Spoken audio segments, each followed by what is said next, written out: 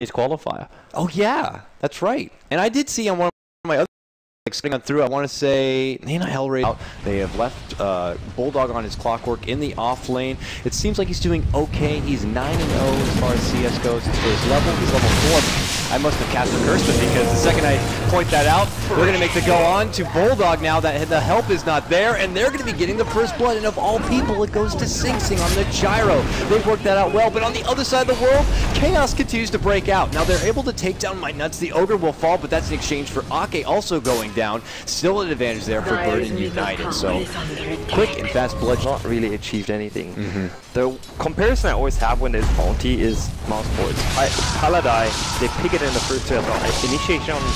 Yeah, they slow him a bit. The spin's there, plus the nice little toss, and hey, that gets it done. So I guess that's a reverse caster curse. You're kind of asking, what is Bounty Hunter getting done here? Well, he gets something done there, honey. So I hope you're happy. Raises, and I like that use of the illusions. They get the double stack on each of the camps, which it looks like he's going to have to use at this point because of how he's getting bullied in this lane. But yeah, oh boy, it doesn't stop though. Here comes a nice rotation from Aki in the north side, leading with the Hex. They got the stun, and I love that Leshreck with his new weapon kind of jabs him right down. So with that, just what we're doing for this game number 1. We see Bulldog dancing around with the pole camp there on the side, but obviously Burden United are kind of onto it at this point.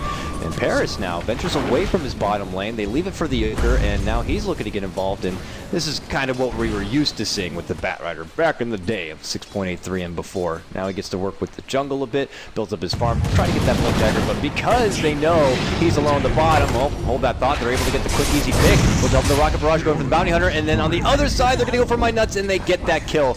Both sides kind of recognize who's out there and available. They know that the Ogre's alone, so they capitalize on that. He died there, but I think he took a large portion of that experience. They shared it between like 4 heroes. Oh no! See, Bounty Hunter, this is where he's at his best. That was effortless. He just breathed on the bat and he fell over. Getting a solo kill on a Batrider that actually looked pretty good in levels. Oh yeah, tremendously important for the Bounty Hunter here. If he managed to get another level, he's going to be 6, and then you start with tracks, and if you don't watch out, a track can result into so much gold for your entire team. Yeah, there'll be almost no coming back at that point, so good job from Mad. I mean, early on it seemed a bit questionable, but at this point he really makes it work, and that's the price you pay when you take a Batrider to get out here. But here we go, the first call down the game going to be dropping on top of him. The Wyvern eating a lot of damage from Pycat as well, who made the rotation. He's actually the one who's going to go down with Bulldog, desperate to get some redemption, jumps on in, does slay the dragon, and now he's going to look to retreat. Ends up being a 1-for-1 that is still at the better of Burden United, getting that precious core, but can they get more?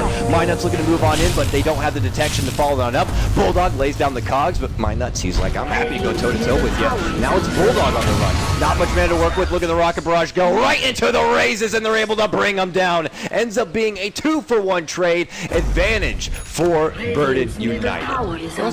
It was a little bit unfortunate here for the side of Alliance. They tried to go at this. Burden United wanted to be walking away with that extra bit of a cash prize, but it looks like they might step back and regroup here. Alliance obviously know the Batrider has his blink, but mid lane there's going to be a breakout. Looks like it's something for Bulldog, making a go on for Necroman. Necroman can make it away, but here's Paris from that rotation, able to get up the lasso. They get the easy pick on the Loda of all people, and Bulldog might be in trouble here next. They look to shoot back with the raid, but it's not going to be on the mark. Necroman, oh, there it is, and that's a track kill, if you will. Good Shuriken bounce. They're going to be dishing out another track onto the Wyvern.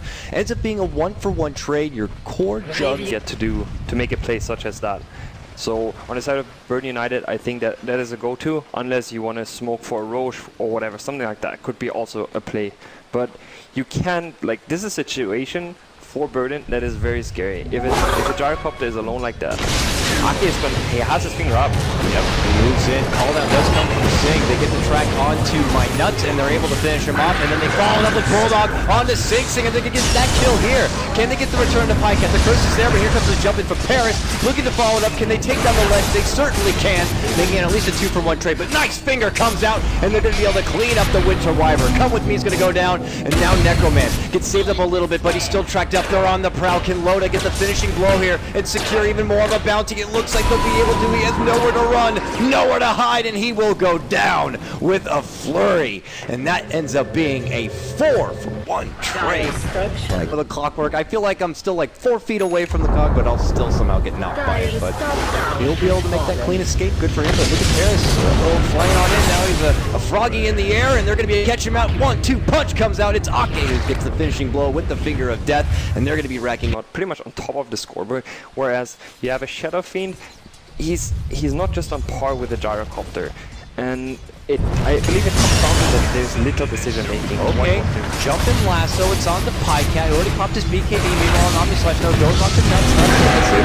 Finger's still there, they're really trying to burst on the Ogre, but on the other side of the fight, they're going to make the turnaround, go on to Pycat, and Pycat's going to be the one to go down, so it's a trade between him and the Ogre. Now they're looking to follow up, trying to get hold of Loaded, the Rocket's already going to be out. Bulldog though, interjects, Joseon gets a nice set of cogs on the Necroman, he's going to be in trouble, big stun to fly on out, and it's a triple kill. Of all people goes to Ake on the Lion. Now it's Alliance looking to turn and take back the fight. Desperate TP force out from Paris is going to be successful, but look at this, it's Mad on the prowl. He wants to train a dragon. It looks like that's going to be the form of come with me. He goes down, and it's more track gold for Alliance. Turns out to be a 4-for-2 trade when you count the Lishra. You scout out a bit more, then you get a track off. You just feel a lot safer having a dagger on you. He goes for the burst, which is not terrible. Oh, Lasso, they scout out Pycat, they pull him back, they get the call down there, jumping comes up from Bulldog, and it's a big cog catch! He's able to force himself away from trouble here, but the fight's going to become split. Paris looking to make it go into Bulldog, come with me, gets slacked on the park, Mad secures another kill with the track, and dishes them out. Reckon going to fly, really good damage on the Loda, going to be able to finish him off, but look at the ravage coming out from Ake with his Lion.